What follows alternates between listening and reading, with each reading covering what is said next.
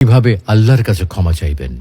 যে অনবরত গুনাহ করে কিংবা নিজেই নিজের ক্ষতি করে অতঃপর আল্লাহর কাছে ক্ষমা প্রার্থনা করে, সে আল্লাহকে পরম ক্ষমাশীল ও অসীম করুণাময় হিসেবে দেখতে পায়।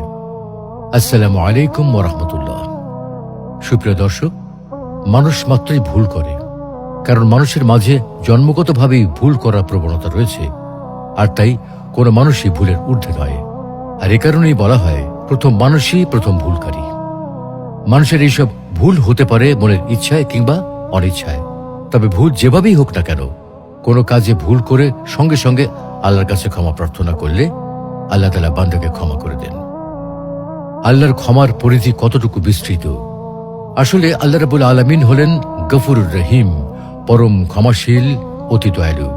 তিনি বান্দার ভুল ত্রুটি, পাপ তাপ, যাবতীয় অপরাধ ক্ষমা করে দেন। বান্দার উপর দয়া ও করুণা বর্ষণ করেন। বান্দা যখন আল্লাহর দ্বারস্থ হয়, তার কাছে ক্ষমা চায়, তখন তিনি তার ক্ষমা ও দয়ার হাত প্রসারিত করেন। বান্দা ইস্তেগফার করলে তিনি বান্দার উপর নেমে আসা অনিবার্য আযাব পর্যন্ত বন্ধ করে দেন। তাই তো ইরশাদ হচ্ছে, তারা ক্ষমা প্রার্থনা করলে আল্লাহ তাদের শাস্তি দেবেন না।